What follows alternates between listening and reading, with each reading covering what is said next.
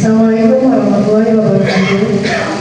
Waalaikumsalam warahmatullahi wabarakatuh. Terima kasih kepada moderator yang sudah memberikan kesempatan untuk saya berbagi praktik baik yang pernah saya lakukan.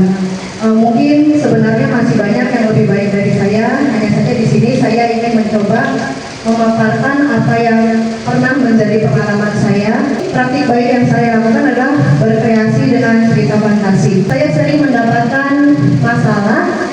Sering sekali murid itu tidak mampu mengembangkan ide-ide yang ada di otaknya. Kadang ya, untuk membuat kalimat saja masih ada yang kurang sempurna. Murid memiliki gaya dan minat belajar yang beragam. Ini adalah sebuah tantangan, yaitu memahami gaya belajar murid yang beragam. Karena memang siswanya beragam, otomatis media yang ditampilkan pun pasti beragam. Aksi yang saya lakukan sebagai guru, saya tentu saja ingin menerapkan pembelajaran yang lebih bermakna, lebih menyenangkan, sesuai dengan minat murid. Maka dari itu di sini saya membebaskan kepada murid-murid saya, jika memang mereka punya bakat dalam menggambar, saya memperbolehkan membuat cerita fantasi dalam bentuk komik. Lalu ada juga yang tidak bisa menggambar, ya tidak apa-apa, membuat cerita dalam bentuk narasi seperti biasa. Lalu yang memang lebih suka langsung tampil, langsung berakting gitu ya, saya sediakan juga boleh dalam bentuk bermain peran.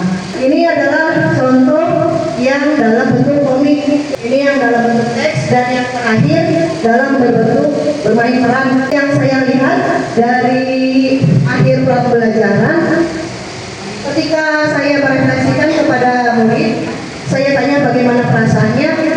Banyak yang bilang senang ya, karena mereka merasa bakat mereka itu tersalurkan. Mereka merasa gurunya mengerti tentang minat dan kegemaran mereka. Jadi mereka tidak merasa dipaksa. Kalau misalnya mereka sudah punya bakat menggambar, ternyata gurunya memaksa harus membuat cerita dalam bentuk narasi, itu kan benar-benar merasa terpaksa banget. Maka dari itu ketika saya membuat kebebasan, maka anak-anak merasa lebih suka karena mereka melakukan sesuai dengan kegemaran mereka.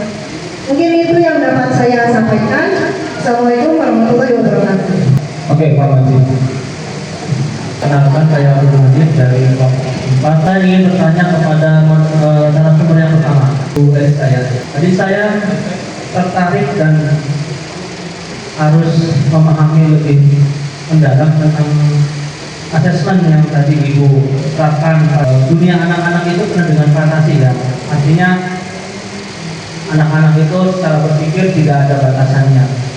Pertanyaan saya, bagaimana memanajemen kreativitas dan fantasi siswa tingkat SMP supaya lebih terarah kepada tujuan pembelajaran? Bagaimana Bapak mau menjawab? Baik, terima kasih Pak Majid atas pertanyaannya. Ya, memang usia remaja pasti ide-ide tentang fantasi itu banyak sekali, dan benar memang yang namanya fantasi itu tidak ada batasnya. Bahkan di dalam cerita fantasi pun memang siswa bebas untuk berkreativitas sesuai dengan imajinasinya. Nah, bagaimana cara membatasinya? Nah, di dalam cerita fantasi itu ada struktur ceritanya. Yang selama ini saya lakukan adalah berpatokan pada struktur, orientasi, terus kedua komplikasi, ada permasalahan, dan terakhir resolusi, ada penyelesaian. Nah, saya mengajarkan bahwa bebas berkreasi, bebas berimajinasi, tapi tolong perhatikan konflik apa yang kalian munculkan pada imajinasi kalian. Tokohnya mengalami konflik, penyelesaiannya seperti apa. Jadi nanti imajinasinya pun tidak akan terlalu jauh karena fokus pada permasalahan yang ingin diangkat.